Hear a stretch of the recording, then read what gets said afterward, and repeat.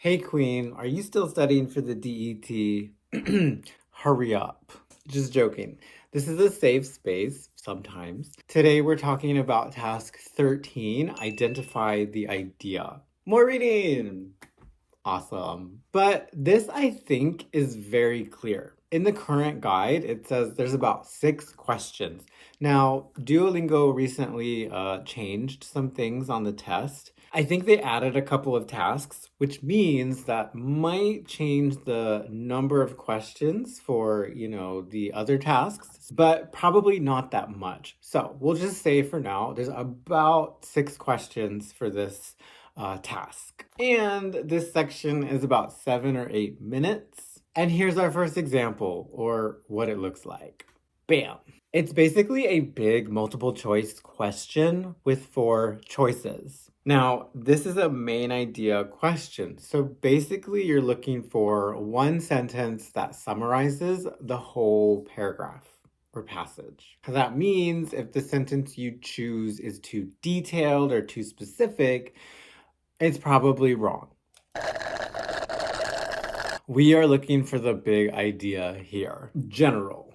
So let's try this first one. Read this paragraph and then try it and then come back.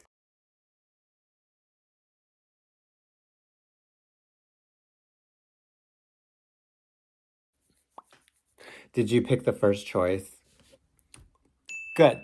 The other 3 choices are not really relevant. They didn't actually mention a fax machine or a TV, so it's not really working. It's not you, it's me. And then the last option is kind of interesting. There's some hard vocab here. I feel like they want you to think that extension and breaker switch are the same thing, but they're not the same thing. So actually, the 4th option isn't relevant either because it doesn't match. So the first option is correct, and notice that it is different than the other 3. The other 3, have these very specific details. Option 1 is more of a paraphrase or the same message, the same content, the same idea as the first couple sentences in this paragraph. Wow, I am really tired. I've been teaching all day. Oh my God. I'm such a trooper. And this happens a lot with main idea questions on pretty much any test, TOEFL or others. Main idea questions, usually the answer is found in the beginning of the passage. On TOEFL tests, it's like in the first paragraph, and here it's the first sentence. So usually you're looking towards the beginning. But I also think this one wasn't super hard. Let's try some harder content. Here's another one. Biophysics. Yeah.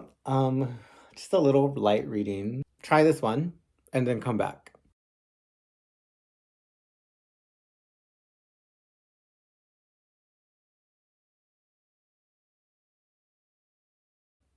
Did you choose the first one again? Boop. You're so smart. It's basically the same thing. Options 2, 3, and 4, again, are a little too detailed. These options mention chemistry, physics, and biology, kind of. They don't use those words, but the content is related to these areas of science, and these areas of science are mentioned in the passage. So, it is kind of connected, but the question is select the idea that is expressed in the passage. That's a very broad question. Tell me what this passage is about. Quickly. What do you do successfully? Quickly. That means you don't really have the space for details or the time for details. So options 2, 3, and 4 are not going to work for a main idea question. They're too detailed. They're too specific. What do we want?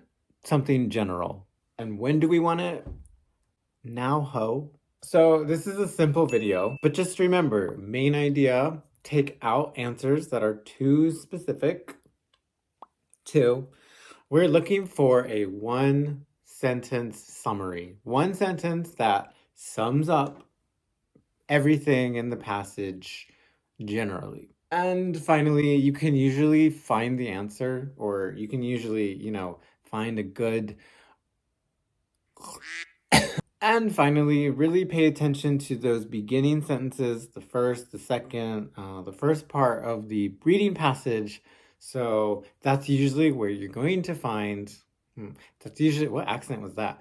That's usually where you're going to find your main idea. And match this with the closest answer choice. And that's it.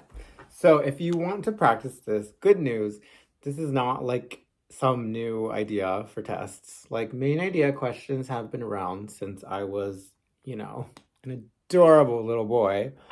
You can just Google. I would suggest Googling TOEFL reading main idea questions or TOEFL main idea question practice, something like that. The passages for TOEFL might be a little bit longer than the DET. They're a few paragraphs. The DET is usually one paragraph, but you're looking for the same thing.